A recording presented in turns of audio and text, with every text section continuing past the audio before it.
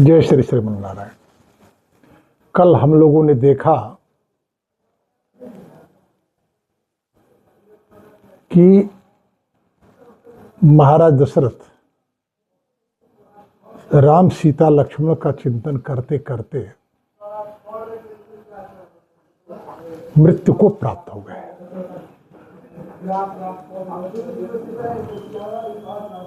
राम के बन जाने के बाद से लेकर अनेक बार रात्रि में देवी कौशल्या के सामने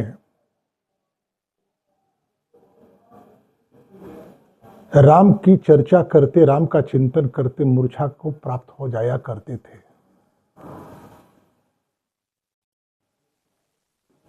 आज भी राम का चिंतन कर रहे थे। देवी कौशल्या और सुमित्रा राम के शोक से संतप्त थी। वो भी जीवन से पराजित होकर मूर्छ सी पड़ी रही। महाराज मूर्छना को प्राप्त क्या हुए? अब मूर्छना की कोई स्थिति बनने की संभावना नहीं रही, मृत्यु हो गई। परिचारिकाओं के द्वारा सेवा के लिए जब उपस्थित हुई साधन लेकर महाराज दशरथ को जगाने लगी, उनमें प्राण के किसी प्रकार के चिन्ह न होने के कारण चित्कार कर उठी। उन परिचारिकाओं के करुण विलाप को सुन मूर्छ सी पड़ी कौशल्या और सुमित्रा की चेतना लौटी।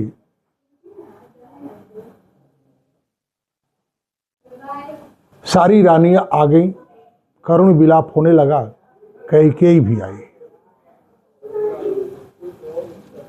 जो कौशल्या कैकेयी के द्वारा किए जाने वाले उपेक्षा के बाद भी कैकेयी का कोई प्रतिकार नहीं करती कि कौशल्या केवल और केवल अपने पति का प्रिय करने के उद्देश्य से जिस कार्य से वे संतुष्ट हो उसे सम्मान देना अपना धर्म समझती रही। परंतु आज उसी कैकेयी के कारण महाराज दशरथ का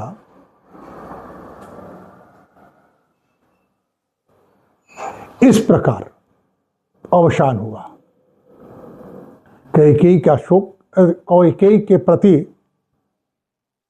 शोकाकुल कौशल्या की पीड़ा आक्रोश का रूप ले ली। कैकेयी की भर्त्सना करती करती अपने कुल की परंपरा को लेकर चिंता होने लगी और कौशल्या ने कहा, वृद्धश्चैवा पुत्रस्य वैदेही अनुचिंतयन् सोपि शोक समाविष्टो नूनम त्यक्षसि जीवितम। महाराज जनक, जिन्हें कोई पुत्र नहीं केवल पुत्री ही है, सीता का चिंतन करते करते कहीं वे भी अपने जीवन को समाप्त न कर लें। यह पीड़ा कौशल्या का कुछ अधिक पीड़ित कर रही है। कोई भी स्त्री यदि वह कुल स्त्री है तो कुल की मर्यादा, कुल की परंपरा की रक्षा करने के लिए कुल के अनेक छिद्रों को वह अपने धैर्य से दबाए रहती है।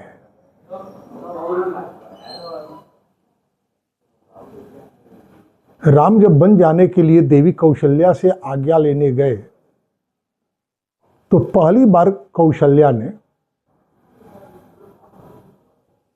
कैकेयी का इस राज परिवार के प्रति दृष्टिकोण से परिचय कराई।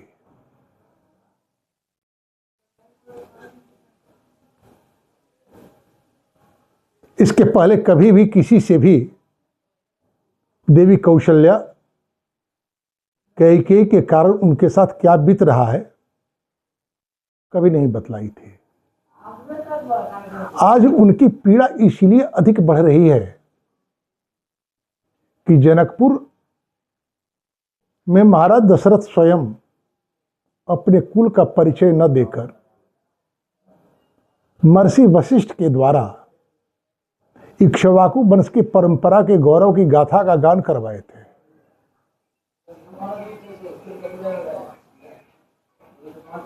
अयोध्या राज परिवार में ब्राह्मणों के प्रति, अपनी परंपरा के प्रति निष्ठा से परिचय प्राप्त कर महाराज जनक अभिभूत हुए थे कि मेरी पुत्री उस परंपरा में ब्याही जा रही है जिसकी परंपरा महाराज इक्ष्वाकु से लेकर अब तक अक्षुण्ण है, उन्नति परक है। जब वे जानेंगे कि महाराज दशरथ की छोटी रानी कैकेयी के प्रति महाराज दशरथ की आसक्ति इतनी कि उन्होंने उसके वाक्यों का प्रतिकार न करते हुए अपने प्रिय पुत्र राम, जिस राम के चरित्र से परिचित होकर के ही सीता का विवाह है, राम से होते समय महाराज दशरथ अभिभूत थे और विश्वामित्र से उन्होंने कहा था कि राम जैसे पति को पाकर मेरी पुत्री जनकपुर के संस्कृति का संवर्धन करेगी, विस्तार करेगी। ऐसे राम को उन्होंने, महाराज दशरथ ने केवल और केवल अपनी पत्नी की प्रसन्नता के लिए बन जाने दिया। पातिव्रत का अनुगमन करते ही उनकी प्रिय पुत्री सीता भी बन चली गई। जी वे जानेंगे तो कैसे अपने जीवन को धारण किए रहेंगे। इतनी बड़ी धोखा वे खाए हैं। देवी कौशल्या इस तरह है अपनी पीड़ा व्यक्त कर रही हैं। उस पीड़ा में कुल की गरिमा के क्षत होने की पीड़ा समाविष्ट है। साह अद्यैव दृष्टांतम गमिष्यामि पतिव्रता इदम शरीरम आलिंग्य प्रवेक्ष्यामि हुताशनम। अपने पति के शरीर को अपने आलिंगन में भरकर देवी कौशल्या विकल होकर रो रही है और कह रही हैं कि मैं आज ही अग्नि में प्रवेश कर अपने जीवन को समाप्त कर दूंगी। वहां उपस्थित मंत्रियों ने स्त्रियों के सहयोग से देवी कौशल्या को महाराज दशरथ के सौ से अलग किया और ताम तैल द्रोण्यम तदात्मत्या संवेश्य जगति पतिम राज्ञ सर्वाण्य थादिष्टा चक्रु कर्मण अनंतरम। और महाराज दशरथ के शव को तेल से भरे द्रोण में रख दिया और आगे के कार्य की योजना बनाने लगे। महाराज दशरथ की अन्यान्य रानियां भी वहां उपस्थित थी। वे सब घेरा बनाकर चित्कार कर रही हैं, हा महाराज रामेण सत्यम प्रियवादिना विहीना सत्य संधेन किमर्थम बीजहासिन।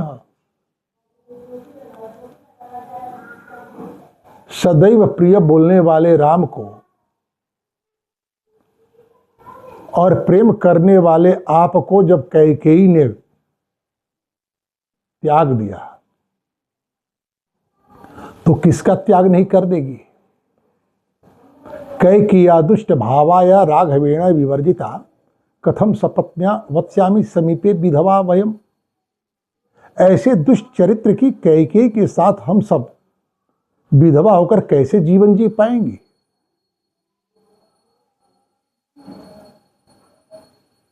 येया च राजा रामश्च लक्ष्मणश्च महाबला सीता यास संत्यक्ता सा कामन्यम न हास्यति।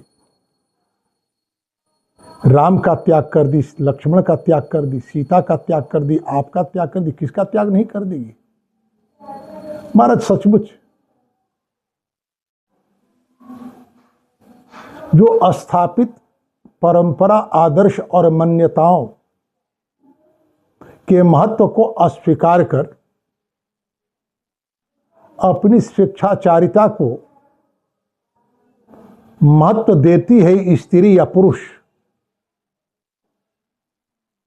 वो भले ही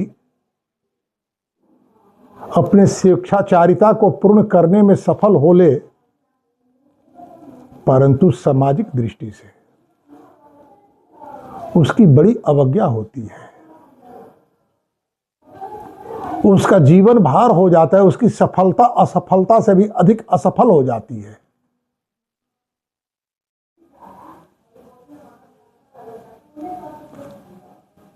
आपको याद होगा सुमंत्र जी ने कहा था कैकेयी से कि कैकेयी यदि महाराज दशरथ के पुत्र हुए तो तुम्हारी योजना सफल नहीं करेंगे, वे राजपद को स्वीकार नहीं करेंगे।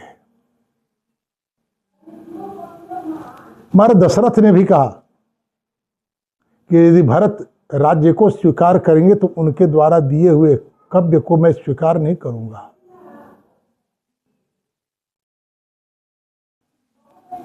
वो कैसे सफल होगी कैकेयी?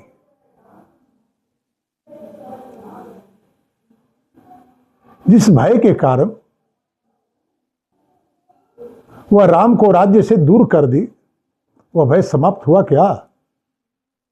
मंथरा यही ना भय दिखलाई थी कि कैकेयी तुम अपने यौवन अभिमान में, जिस यौवन पास से महाराज दशरथ को स्वयं से बांध रखी हो, कौशल्या की उपेक्षा कर रही हो। विचार करो, जब कौशल्या राजमाता होंगी तो तुम्हारी क्या दशा होगी? राम तो राज्य से दूर हो गए 14 वर्षों के लिए, क्या कैकेयी अपने गौरव को बचा पाई? प्रेम करने वाले पति अब नहीं रहे,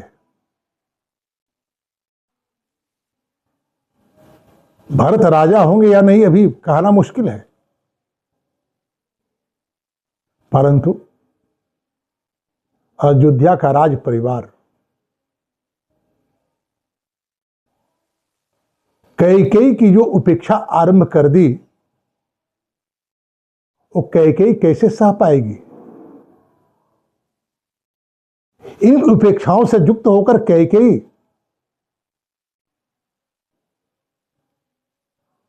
राजकीय व्यवस्था में कैसे अपने स्थान को सुनिश्चित कर पाएगी? इसने आदर्श, सिद्धांत और परंपरा की उपेक्षा की है। ऐसा करने वाली स्त्रियां भले ही अपनी स्वेच्छाचारिता में सफल दिखती हों,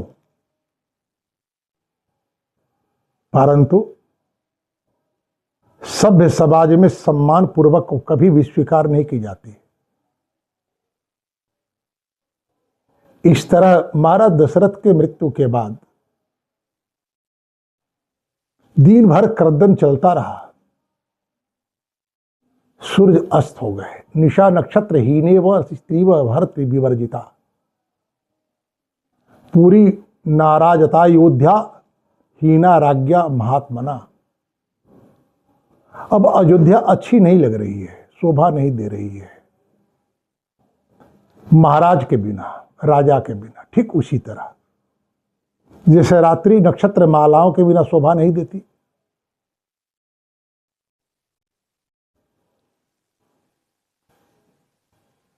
स्त्री पति के बिना शोभा नहीं देती, उसी तरह अयोध्या भी अब शोभा नहीं दे रही है।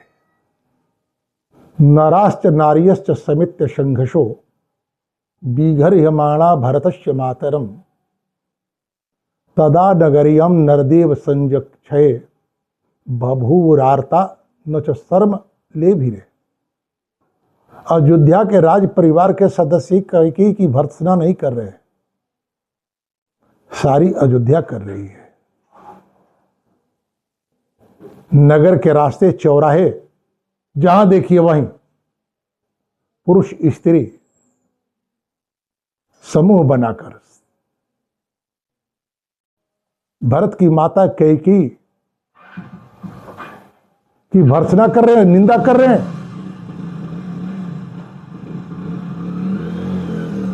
सब के सब आर्त है, दुखी हैं, कहीं शांति नहीं दिख रही। रात्रि पुनः व्यतीत हुई। आक्रांदिता निरानंदा शास्त्रकंठ जनाविला अयोध्यायाम वतता सा व्यतीतस्य सर्वरे। रात्रि में कोई सोया नहीं, किसी की आंखें नहीं झपकी, सारे लोग कैकेयी की भर्त्सना कर रहे हैं। इतने में रात व्यतीत हो गई। फिर क्या हुआ, इसकी चर्चा हम लोग कल देखेंगे। आज इसी के साथ वाणी को विराम। जय श्री श्रीमन्नारायण।